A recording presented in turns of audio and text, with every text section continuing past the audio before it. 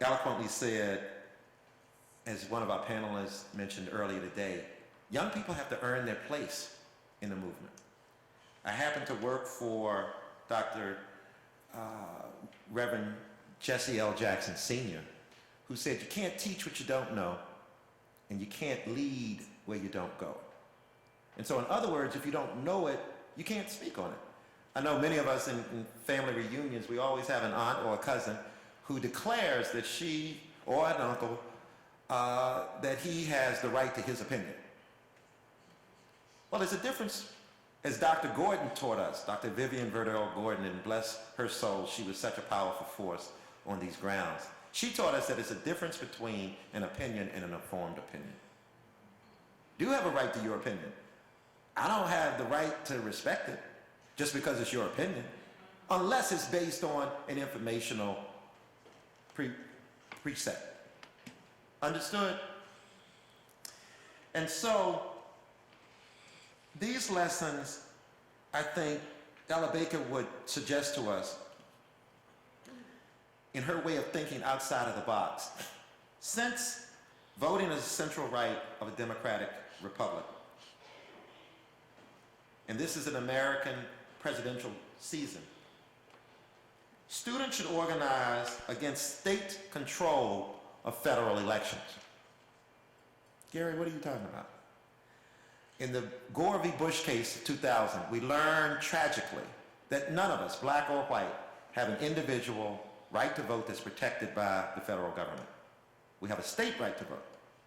And those of us who are African American have a state right not to be discriminated against that right to vote pursuant to the 15th Amendment of 1870, brought up to date by the Voting Rights Act of 1965. And so, when I moved from Chicago, Illinois to Washington, D.C., I had to re-register to vote because it's a state function. But I brought with me the individual right that's federally protected for right to bear arms, right of freedom of religion, right of freedom of expression. And so we need a constitutional amendment for an individual and federally protected right to vote. Unemployment. We heard panelists speak on the second panel today about rampant unemployment in the United States today. The United States has never seen full employment. Well, then again, for African Americans, under Jeffersonian democracy, African Americans had full employment, but it was called slavery. All the enslaved had a job, just couldn't get paid for it, couldn't reap the benefits of their work product. So today, African American unemployment rate is officially 8.3%. And those of us who studied economics and history know that the government statistics are usually at least 10 points off. So in many communities, particularly African American and Latino barrios across the country, unemployment is 20, 30, 40, 50, and in some places in Michigan, over 60% unemployment. That affects all of us, not just people who are unemployed. And so some of our organizations within the Black Leadership Forum, two of which Ms. Ella Baker was a member of the NAACP and the SCLC, are working closely with Congressman John Conyers. Some of you may remember Congressman Conyers is the ranking member of the House Judiciary Committee, but he also worked closely with former Congressman Augustus Hawkins. And in 1978, there was a bill, the Humphrey-Hawkins Full Employment Act. We have revisited that legislation to introduce House Resolution 4277, which essentially says that every American willing to work and capable of work should have a job. So in order to do so, this is out of the box thinking. We say since there are millions and billions of dollars being made on Wall Street with credit default swaps and other instruments that are punitive to working people and the poor, we should tax 0.25% every stock and bond trade. And as we tax every stock and bond trade, we take that money, we put it into an employment trust, which by our calculations would be around $150 billion. So then you have employers who could apply for part of this money to say, I have 37 people that want to work. So we calculate what that money is, we allow that money to the corporation to hire those 37 people. Does it make sense? So I would suggest, in the voice of Ella Baker, that we support House Resolution 4277 and act for a constitutional amendment that every American is entitled to a job. Next issue, race and domestic terrorism. We cannot conclude today without discussing the impact of the Trayvon Martin case and his murder, and the need for public policy and personal perceptions in our society to change. The stand your ground laws, in particular, need to be either repealed or restricted. But there's a unique irony here in the Commonwealth of Virginia. The stand your ground laws that are essentially a right to kill law have a precedent here in Virginia. In 1705, there was the Casual Killing Act. In 1705, the Casual Killing Act in the Commonwealth of Virginia essentially said that a property owner could kill an enslaved person with impunity. And so it was. Let's move to the 1870s, after the period of the American Civil War. It's not coincidental that in 1871, the National Rifle Association was founded. Remember now, this is 5 years after the end of the Civil War. Most Americans have guns anyway. So why do you need an association? The subtext for the association was, you have the right to kill an African American who's newly freed with impunity. Then 6 years later in Pulaski, Tennessee, the Ku Klux Klan is formed. Domestic terrorism. So when we look at Mr. Zimmerman, we do know that he shot and killed Trayvon. We don't know all of the facts now, but they will be borne out. But that stand your ground law has roots in the founding of the Ku Klux Klan, the founding of the National Rifle Association, and the Casual Killing Act of 1705. Lastly, I'd like to discuss leadership structure. In the days of Dr. King, particularly in the African American community, and Cesar Chavez in the Latino community, there's a pyramidal structure of leadership. There was one leader, everybody else flowed from there. At the Black Leadership Forum, not only do we believe in duality of leadership, but we believe in circular leadership. And I think that's useful, and it's out-of-the-box thinking that Ella Baker would appreciate. That holds that everyone on the circle has an equal radian to the center source, whatever that source is. At the Black Leadership Forum, it's policy advancement for African Americans at the federal, state, county, municipal level. So if we have a transportation issue, the Conference of Minority Transportation Officials is our leader for that issue. If we have a medical issue, the National Medical Association is our leader on that issue. If we have women's issues, we have several women's organizations that could take the lead or collaborate. You get my point. And so, Ella Baker to this point said, I've always felt that it was a handicap for the oppressed peoples of the world to demand so largely and depend so largely upon a leader. Unfortunately, in our culture, the charismatic leader usually becomes a leader because he, or in some cases she, found a spot in the public limelight. And so, with that, what should we do? Ms. Baker believed in direct action and direct articulation. She did not mince her words, much like Dr. Gordon. Thus, our challenge today, in the words of Malcolm X, is to make it plain and to produce progressive public policy that speaks to fairness and justice. If Mrs. Baker were here today, I'm sure, while noting that academia, there's no right and there's no wrong, some things are wrong. And I think she would agree. Women earning 76 cents to every dollar that a man makes is wrong. Women paying more for dry cleaning of the same shirt or blouse is wrong. Initiating the perception of unjust wars is wrong. Corporate CEOs making 400 times the amount of the average salary of their workers is wrong. Restrictions on the right of workers to organize is wrong. State control of federal elections is wrong. Private corporations influencing public education is wrong. Private corporations spending limitless dollars on political elections is wrong.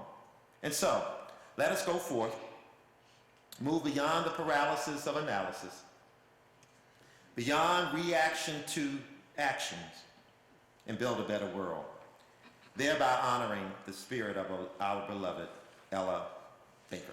Thank you.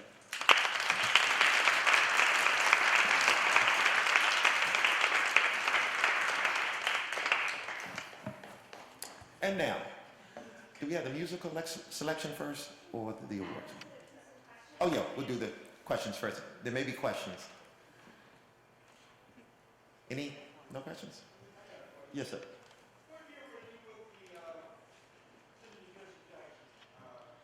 I was hired as National Field Director in 1997, promoted to Vice President of Public Policy in 2001. And by the time I ended in 2007, I had 3 positions, 1 salary. So I was there for 10 years. In Chicago. Right, I'm from Chicago. Well, where? Well, I'm on the Gold Coast. Oh. 50 North Marine Drive. Oh, yeah. Well, so you weren't with us marching in Infinite. You were on the Gold Coast. Okay. But I was there at 35th and King Drive. Oh, you know. All of us started at King Park. Yes. I was a part of the Rainbow Coalition of the Mr. Face. Yes. Jimmy Jones, Absolutely. Yes. We made that movie. And I was just thinking about what you were saying. And I feel your everything, your errors positive. And Tell that a butt company. well, there's no but. There's a plus. Okay. Because this stadium here is, it feels like our home. My great-great-grandfather. It is your home. We built it. And Sally Henry, my great and my mother, Carla Wilson. It seems like there's no home here in the community. And since I'm talking, I want everyone to know that I'm here in Virginia to serve Virginia like my forefathers did. Yeah. And then we got to wait that I can. See, in 2012, when we're up against You have to end the question with a question mark. okay. I'm going to close with this. My name is Eddie Banks. Good to meet you. CEO of Mr. Rest and GGI, Garden Springs Active. I have a program come on 3 nights a week on public television. Right? Kick out. And you have 30 seconds. And I'm done. Okay, all right. Well, thank you, sir. Thank you for being here, and like to know the connection with Chicago. Any other question? Yes. Oh, Lauren. I'm sorry, I have to cut it off. You got to cut it off. I'm sorry. Okay. I don't have any time. Okay. We were going to get kicked out. Got I'm sorry. it. Okay, so now I should present the awards. Yes. Okay. All right.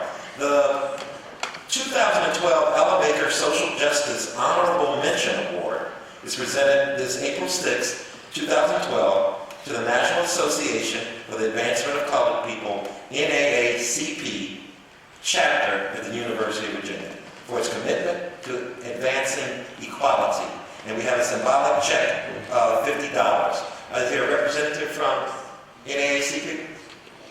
He should be here. Is not. Because they are a member organization of the Black Leadership Forum, I will accept on behalf of the national NAACP, and we're so proud to be honored today on the grounds of Thomas Jefferson.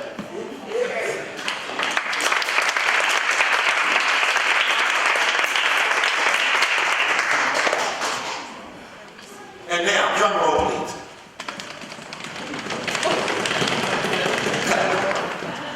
The 2012 Ella Baker Social Justice Award is presented this April 6, 2012 to queer and allied activism for their commitment to social justice and equality. Is there a representative here? Please step forward.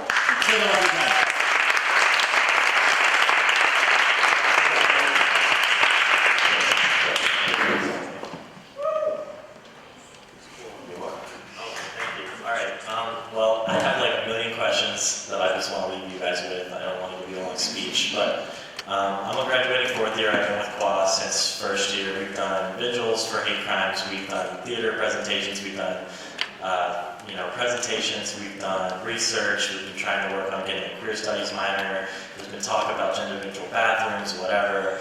But throughout the work that we've done, some of it more successful than others, more drama than I'd like to talk about, but the LGBT community, I think, has like a unique position in that we're part of every other community, right? So there's still color lines in the gay community. There's still people of different class backgrounds, and there's tensions there. We still have people of different races, religions that do and don't get along and have different paradigms when they come to the table. And certainly people, different comfort levels when they come to college, whether they're out, whether their parents would be accepting, whether they know themselves, all of these things. And so we just have like this whole cluster, I'm not gonna use that word, a different set of problems that others don't necessarily have to face. But I think that has given us a good lens to look at all of these issues. And so through that, I've gotten really involved with the living wage campaign. So people were like, oh, we've done all this research on it, well, that sounds really cool. And, that took off. And so I've started doing all their digital stuff, websiting, whatever. And I hope that's what I get to do after college. But anyway, I guess always keep in mind sexuality just like you would, the representation of women or people of color or class issues. I think there's a little bit left over conversation today, not to critique all of you, but that's what I do all the time. Critiquing the chief, that's me. Thank you for doing what you do and keep going. And I said I wanted to leave you with a question. For me, the biggest problem has been organizing students that are apathetic or don't know enough or want to learn but don't know how to ask. And so I think if we keep working on privilege and kind of trying to, get people interested in all of these different issues, we'll be very successful. And then lastly, there was a question earlier about we all pick our own issue that we work on. We're either, feminists and we work on, right to birth control, or we're gay and we work on, sexuality issues, or we're poor and we work on financial issues, right? So that's good, and we all need to do that. But I want to see if we can start to build a larger progressive movement where we can all be like, hey, we're all progressive together. Let's work on something larger. The huge corporatocracy issues that after the Citizens United case,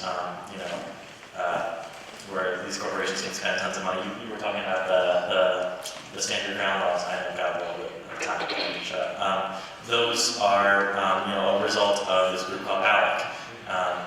They're a conservative group of legislators that get together and they take legislation straight from corporate lobbyists and then pass it in all the state houses. All of these things are connected, and all of the terrible laws that they've been passing here in Virginia have connections to that. So anyway, I'm just hoping that we can start to unite around all of these issues. And thank you for the award.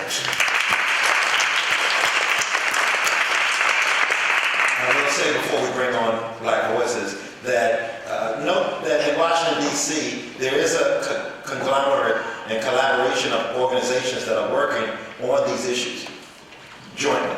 And so as you matriculate through the university, there is a body of nonprofit organizations that are looking at the intersection and nexus between all progressive issues, regardless of orientation, color, or gender. And so with that, I will introduce proudly Black Voices. I was a student here 30 years ago, and Black Voices was such a powerful force. And so please bring to the stage the one and the only Black Voices of the University of Virginia.